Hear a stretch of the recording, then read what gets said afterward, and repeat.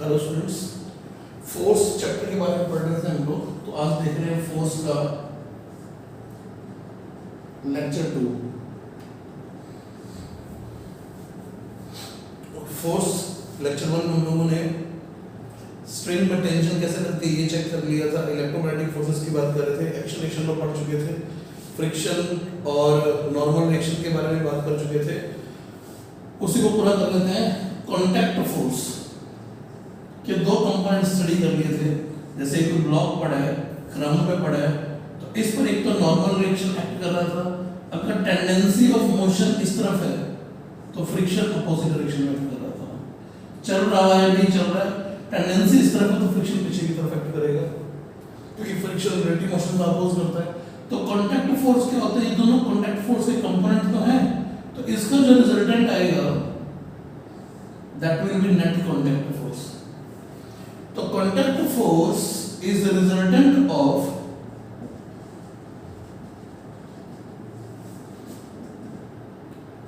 Normal reaction and friction. यानी FC को क्या लिख सकते हैं? N square plus F square under root. इनकी वैल्यूज कैसे आती है वो एनएलएम में सीखेंगे, लेकिन इसका रिजल्टेंट जो होगा, ये वाला जो रिजल्टेंट आ रहा है वो इस तरीके से, क्योंकि 90 डिग्री बना है तो N square plus F square under root, ये कांटेक्ट फोर्स की वैल्यू आ गई। ठीक है, कांटेक्ट फोर्स कितना एंगल बना रहा है नॉर्मल रिएक्शन के साथ? तो angle made by contact force with normal reaction, tan theta equal to क्या आ जाएगा? ये अपॉन ये, और ये फ्रिक्शन का वेक्टर है तो फ्रिक्शन अपॉन नॉर्मल। तो थीटा की वैल्यू कितनी आ जाएगी? tan inverse friction by normal. This is angle made by contact force with normal reaction. अगर angle made by contact force with friction निकालना हो तो ये tan फाई की वैल्यू कितनी आ जाएगी? नॉर्मल अपॉन फ्रिक्शन से आ जाएगी। ये 90 में से थीटा को माइनस कर देंगे 90 में से थीटा को माइनस कर देंगे तो ये वाला एंगल आपके पास आ जाएगा।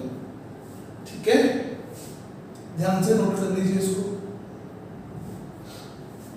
तो ये कांटेक्ट फोर्स के बारे में हो गया। If surface is smooth,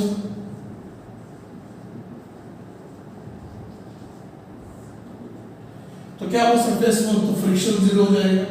smooth surface का मतलब क्या? Friction zero. तो सारा का सारा कांटेक्ट फोर्स जो होगा वो नॉर्मल रिएक्शन के बराबर हो जाएगा, वो सारा नॉर्मल रिएक्शन के बराबर होगा। इस कांटेक्ट फोर्स का रिएक्शन इस ग्राउंड पे किधर आएगा? वही एवरी एक्शन है इक्वल अपोजिट रिएक्शन। ग्राउंड पे नॉर्मल इधर है, ग्राउंड पे फ्रिक्शन इधर है, तो कांटेक्ट फोर्स बिल्कुल इसके अपोजिट चला गया। ये ग्राउंड पर कांटेक्ट फोर्स, ये ब्लॉक पर कांटेक्ट फोर्स, ये ग्राउंड पर कांटेक्ट फोर्स। थर्ड लॉ को नहीं भूलना है। एवरी एक्शन है equal and opposite reaction. Gravitation की रिएक्शन ग्रेविटेशन होगी, फ्रिक्शन की रिएक्शन फ्रिक्शन होगी, नॉर्मल की रिएक्शन नॉर्मल होगी, टेंशन की रिएक्शन टेंशन होगी। आगे समझ में कैसे भी कैसा रहा कुछ? ध्यान से नोट कर लीजिए।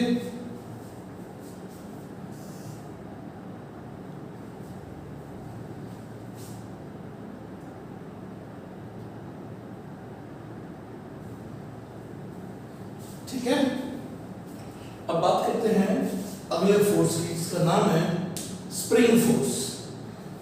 अगला फोर्स देख रहे हैं हम लोग स्प्रिंग फोर्स। इलेक्ट्रोमैग्नेटिक फोर्सेस के ही एग्जांपल देख रहे थे, उससे भी कंटिन्यूटी में चल रहा है। इलेक्ट्रो मैग्नेटिक फोर्सेस के एग्जांपल में हम लोग क्या क्या पढ़ चुके हैं?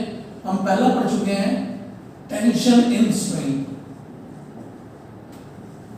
सेकंड पढ़ चुके हैं कांटेक्ट फोर्स। कांटेक्ट फोर्स के दो कंपोनेंट पढ़ लिए, नॉर्मल रिएक्शन एंड फ्रिक्शन। और तीसरा पढ़ रहे हैं हम लोग आज स्प्रिंग फोर्स। मान लीजिए ये आपके पास एक स्प्रिंग है,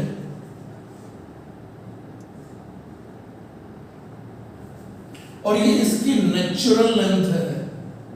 नेचुरल लेंथ का मतलब होता है जिसमें कोई एलोंगेशन ना हो, कोई कंप्रेशन ना हो, कोई आपने इसको कॉन्ट्रैक्ट नहीं किया, ना ही आपने इसको एलोंगेट किया है, तो नेचुरल लेंथ है। अगर ये नेचुरल लेंथ है तो अभी स्प्रिंग फोर्स की वैल्यू कितनी होगी, इसमें कोई स्प्रिंग फोर्स लग ही नहीं रहा होगा, स्प्रिंग फोर्स की वैल्यू होगी 0।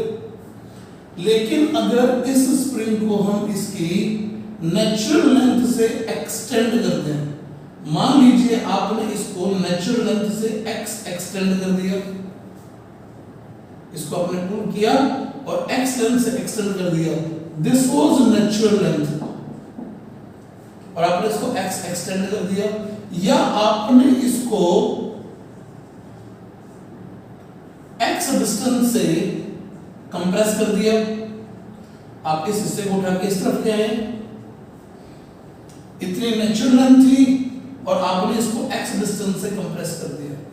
अब इसको खींच रहा है तो इस तरफ स्प्रिंग फोर्स इधर आएगा, इस तरफ स्प्रिंग फोर्स इस तरफ आएगा। आप किसी स्प्रिंग को खींच के देखिए, दोनों आते हुए फोर्सेस इस तरीके से लग रहे होंगे, फेसिंग एरो से शो हो रहा है स्प्रिंग फोर्स इस केस में। जबकि जब दबा दिया जाएगा तो दोनों फोर्सेस इस तरफ आएंगे।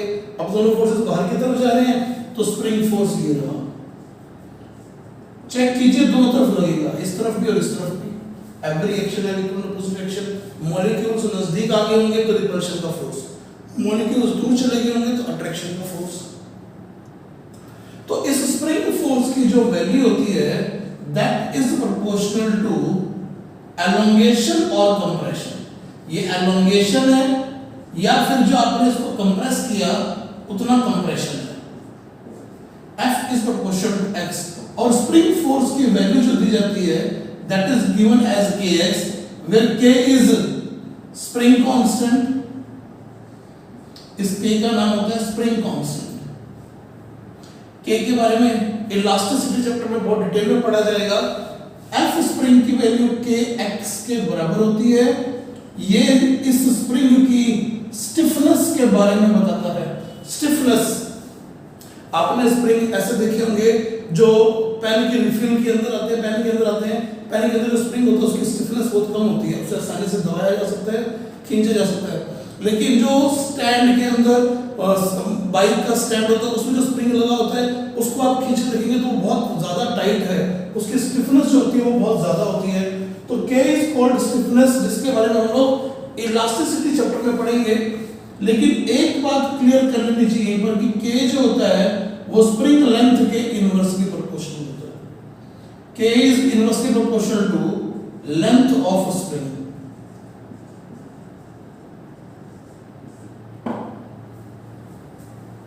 K is inversely proportional to length of spring। तो फोर्सेस के बारे में आपको समझ में आ गया होगा बच्चों, ठीक है। ध्यान से नोट कर लीजिए सारी चीजों को। सपोज करो किसी स्प्रिंग का स्प्रिंग कांस्टेंट K है, उसकी लेंथ को आपने आधा कर दिया तो दोनों स्प्रिंग कांस्टेंट क्या हो जाएंगे, पार्ट पार्ट के 2K हो जाएंगे, क्योंकि लेंथ के इनवर्सली प्रोपोर्शनल है। लेंथ को आधा किया तो स्प्रिंग कांस्टेंट क्या हो जाएगा, नहीं होगा, 2K हो जाएगा। Spring constant is inversely proportional to length. ध्यान से नोट कर लीजिए ये सारी बातें बच्चों। तो ये हुआ फोर्सेस के बारे में, ये इलेक्ट्रोमैग्नेटिक फोर्सेस के बारे में था। अब चीजों को कंक्लूड करते हैं, ध्यान दीजिएगा।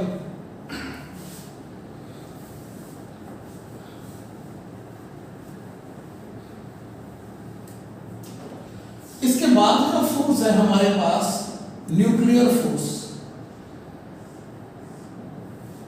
न्यूक्लियर फोर्स जो होता है that acts between nucleons. Nucleon क्या होते हैं, न्यूक्लियस के अंदर न्यूट्रॉन और प्रोटॉन एग्जिस्ट करते हैं। तो neutron neutron, proton proton, neutron proton के बीच में कुछ फोर्सेस एक्ट कर रहे होते हैं। उन फोर्सेस के बारे में बात कर लेते हैं। न्यूट्रॉन जो होते हैं वो न्यूट्रल पार्टिकल्स हैं, इन पे कोई चार्ज नहीं होता, जबकि प्रोटॉन जो होते हैं ये पॉजिटिवली चार्ज है।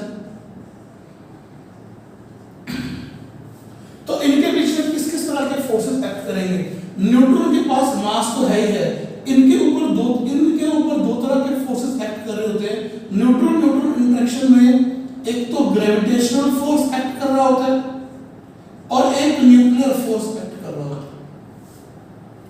प्रोटॉन प्रोटॉन के बीच में ग्रेविटेशनल फोर्स भी एक्ट कर रहा होता है। ये ग्रेविटेशनल फोर्स का तो अट्रैक्शन आएगा, न्यूक्लियर फोर्स का भी अट्रैक्शन आएगा, लेकिन प्रोटॉन प्रोटॉन में इलेक्ट्रोमैग्नेटिक रिपल्शन आएगा।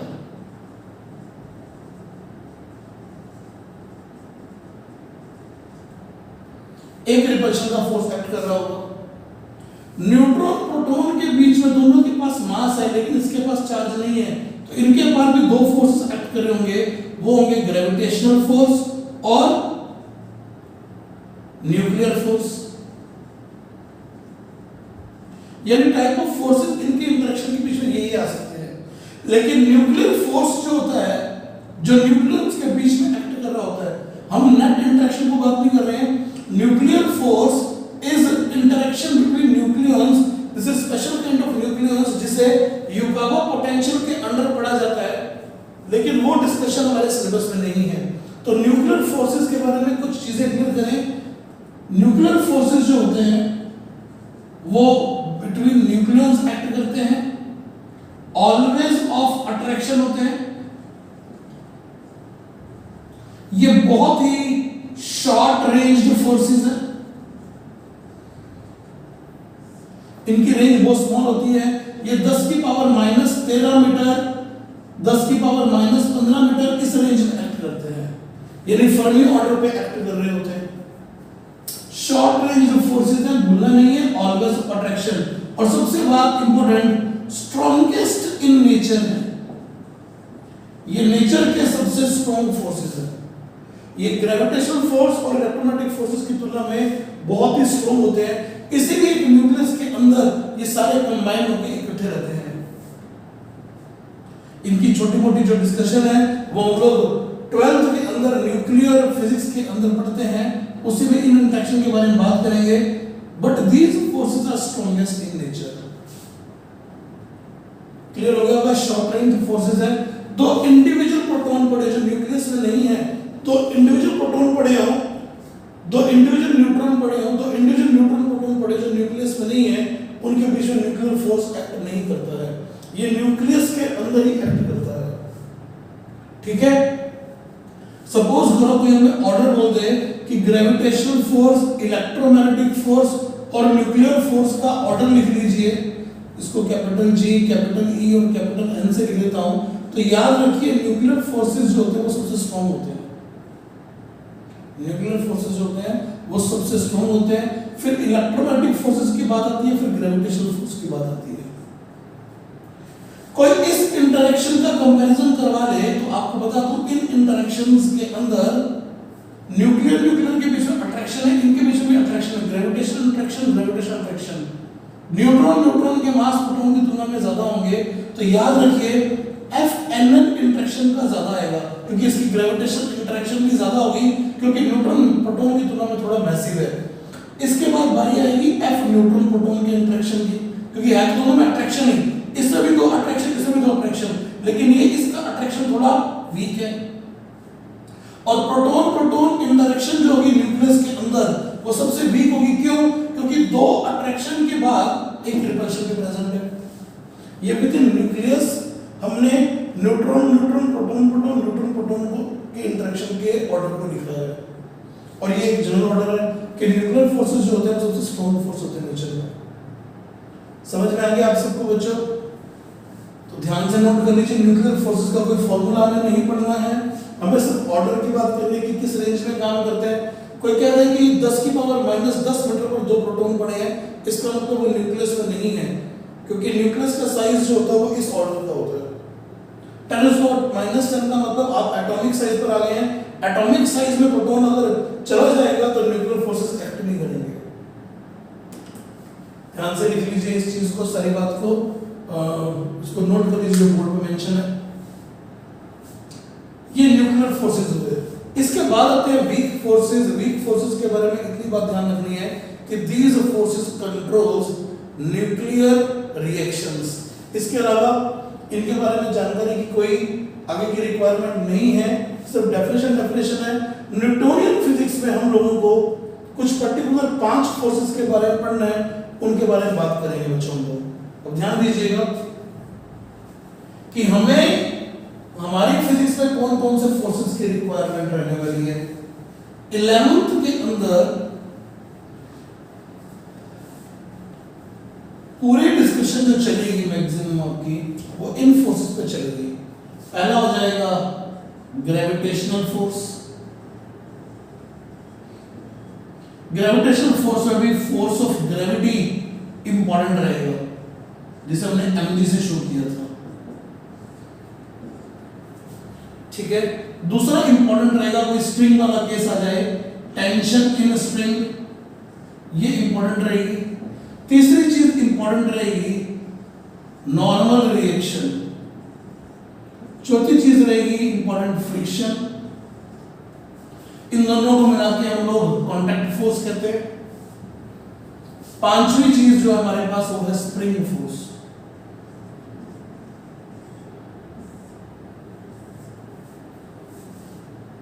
क्लियर है? इन फोर्सेस के बारे में आपको अच्छे से देखना आना चाहिए, अच्छे से करना आना चाहिए काम इन चीजों पे, इनको शो करना आना चाहिए। आज हम लोग पढ़ेंगे, बहुत आसान सा आर्टिकल है, नाम है आर्टिकल का फ्री बॉडी डायग्राम। शॉर्ट में बोलेंगे आप लोग FBD। फ्री बॉडी डायग्राम का क्या मतलब होता है बच्चों? To show all external forces acting on a system। दो चीजों को अंडरलाइन किया है, to show all the external forces acting on a system. यानी एक तो आपको सिस्टम डिफाइन करना आना चाहिए और उस पर लगने वाले एक्सटर्नल फोर्सेस को डायग्रामेटिकली शो करना आना चाहिए। To show all the external forces acting on a system pictorially. इसकी आपको पिक्चर बनानी होगी। तो अब हमारी डिस्कशन सारी की सारी किस पर बेस्ड है कि हम लोग इस चैप्टर में जो फोर्स की इंट्रोडक्शन पढ़ चुके हैं, अब सिर्फ पढ़ेंगे कि FBDs कैसे बनती है, कि FBDs कैसे बनती है। इस लाइन को लिख लीजिए और FBDs को देखिए बच्चों।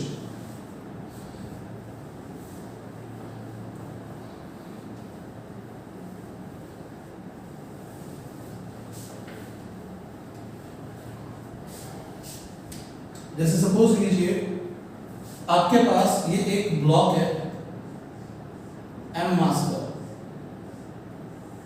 जो एक टेबल पे पड़ा है।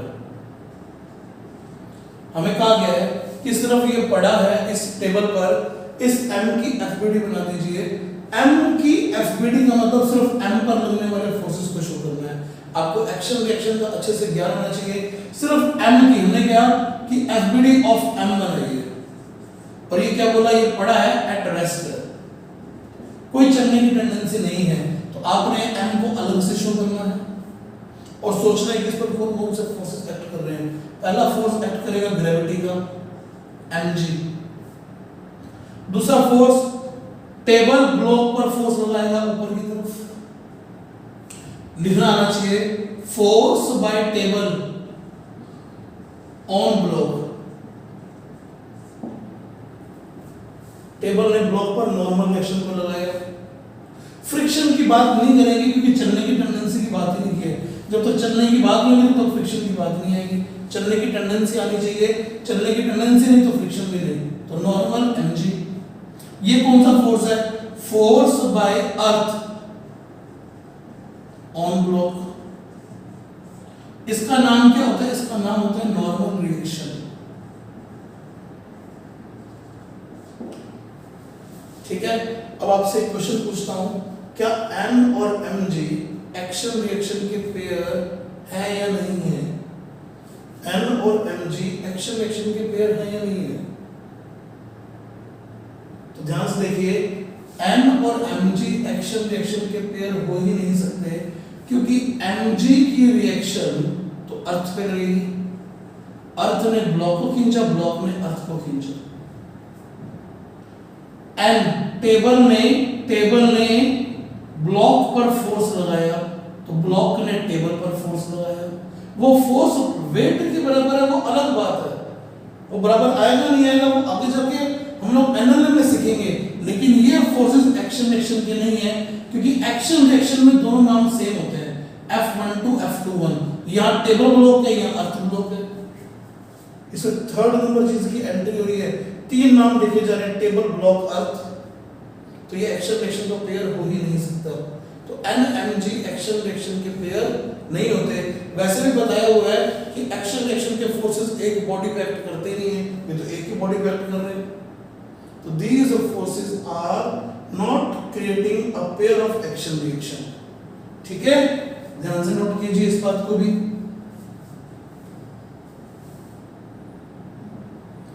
इस बात को भी ध्यान से नोट कर लीजिए।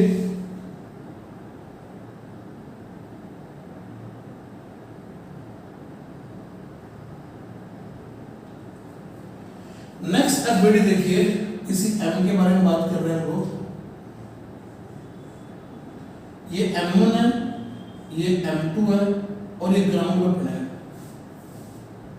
यहाँ का नॉर्मल रिएक्शन N2 बोल रहे हैं, यहाँ का नॉर्मल रिएक्शन N1 बोल रहे हैं। और कहा गया है कि इस सिस्टम की एफबीडी बना दीजिए। क्या क्वेश्चन ध्यान से सीख दीजिएगा। एफबीडी M1 की बनानी है, M2 की बनानी है और M1 प्लस M2 की बनानी है। यहाँ पे आप लोगों को सिस्टम वर्ड समझ में आएगा। मैंने कहा M1 की एफबीडी बनाओ, M2 की बनाओ और M1 प्लस M2 की एफबीडी बनाओ। तो सिर्फ M2 की एफबीडी में क्या आएगा, M2 की एफबीडी में M2G और नॉर्मल। ये किसे लगाया, M1 ने M2 पर लगाया, by M1 on M2, contact force है, नॉर्मल रिएक्शन। ठीक है, सिर्फ M1 की एफबीडी बनाओगे तो क्या बनेगी, चेक करना बच्चों। M1 में एक M1G आएगा, बिल्कुल आएगा, एक ग्राउंड का नॉर्मल आएगा, ये बाय ग्राउंड है, और एक और नॉर्मल आएगा, कौन सा, बाय M1 और M2 था तो बाय M2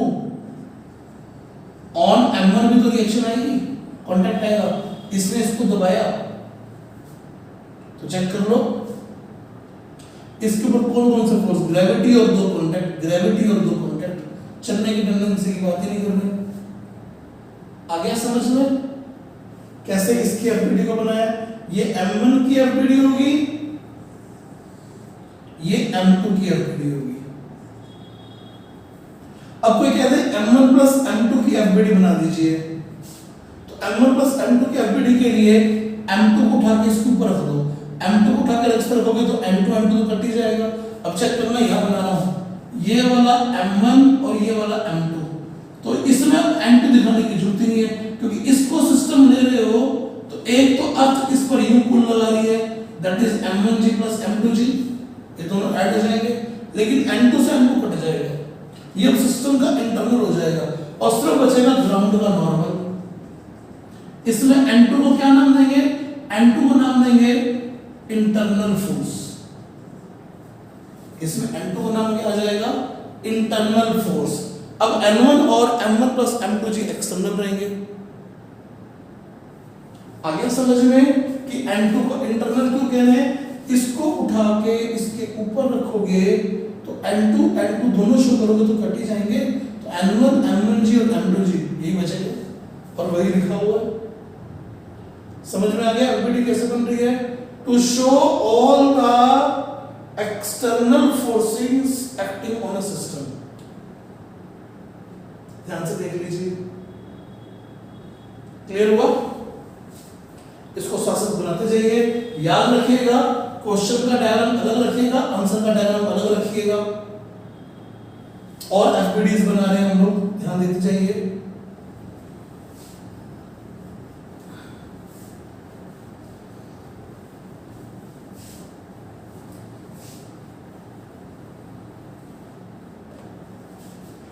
एफबीडीज बनाना सीख रहे हैं हम लोग। ये एक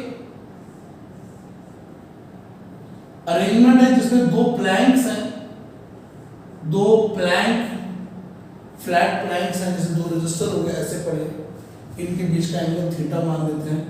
इसका नाम है प्लैंक 1, प्लैंक 2, इसका मास है m, और ये बॉल है या सफीर कह लो, जो मर्जी कह लो। और कहा गया है ये वर्टिकल लाइन नहीं है, थीटा एंगल पर इंक्लाइंड नहीं, वर्टिकल से ये y एक्सिस के अलॉन्ग बना दिया हमने। और कहा है कि इस बॉल की एफबीडी बना दीजिए, एफबीडी ऑफ बॉल। तो आप बॉल को देखिए, टैनजेंट ढंग से बनाइएगा, ये थीटा एंगल पर इंक्लाइंड है वर्टिकल से, और ये वर्टिकल लाइन है। तो सिर्फ बॉल को शो करना था एक्चुअली, लेकिन वापस टोटल से शो कर देता हूं कुछ बात को समझाने के लिए। एक तो mg एक्ट करेगा ही करेगा। अब दो नॉर्मल आ गए, फ्रिक्शन की बात नहीं है, जब तक भी करेगा तब तक आप लोगों को इनको स्मूथ प्लैंक लेके चलना है, रफ होगा तो मेंशन होगा। तो अगर ये स्मूथ प्लैंक है, इसका नाम 1 है, तो ये वाली गेंद इस दीवार पर धक्का यूं लगा रही होगी, तो दीवार गेंद पर धक्का यूं लगाएगी।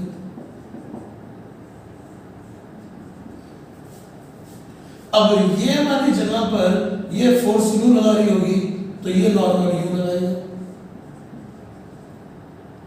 ये बाय प्लैंक 1 है, ये बाय प्लैंक 2 है। ये बाय प्लैंक 1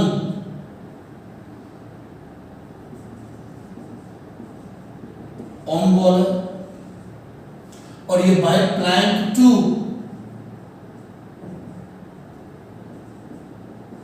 ऑन बॉल है। इसमें एंगल देखना आना चाहिए। अगर ये एंगल थीटा है तो साफ दिखाई दे रहा है आप लोगों को, ये वाला एंगल थीटा बनेगा, तो ये एंगल थीटा बन जाएगा अल्टरनेटिंग से। ये थीटा तो ये थीटा, ये 90 माइनस थीटा, तो ये 90 माइनस थीटा, तो थीटा एंगल ये रहा। ये थीटा तो ये थीटा, ये अपोजिट का थीटा हो जाएगा, ये टेंजेंट है, तो ये 90 माइनस थीटा, ये 90 माइनस थीटा, तो ये 90 माइनस थीटा, तो ये एंगल थीटा। तो ये एंगल आपको डिसाइड करने आने चाहिए। समझ में आ गई कि बच्चों आप सबको ये बात क्लियर है? ध्यान से नोट कर लीजिए। एक तरीका और बताने का, इस एंगल थीटा को चेक कीजिएगा। अगर ये प्लैंक सीधा होता तो इसका नॉर्मल यूं होता, अगर ये प्लैंक सीधा होता तो इसका नॉर्मल यूं होता। अब चेक करना, अगर ये प्लैंक थीटा से मुड़ेगा तो ये नॉर्मल थीटा से मुड़ेगा। चेक करो ना, दिस इज थीटा, क्योंकि ये प्लैंक थीटा से झुका। तो ऐसे चलते जाए, अंडरस्टैंडिंग रखें कि हाँ यार, अगर ये यूं सीधा होता, अगर ये थीटा से झुका, तो ये भी थीटा से मुड़ गया होगा नॉर्मल, तो ये एंगल थीटा आएगा। तो थोड़ा जजमेंट फास्ट हो जाएगी लेनी आप लोगों के लिए। हर तरीके से सीख के चलेगा इस बात को। तो ये एफबीडी बनानी आपको आ गई है। आगे की मैथमेटिक्स हम लोग एनएलएम में सीखेंगे कि मैथमेटिक्स बनानी क्या है, लेकिन फिलहाल फोर्सेस को शो करना आना चाहिए। समझ में आ गया आप सबको? ध्यान से नोट कीजिए और नेक्स्ट क्वेश्चन देखिए फिर।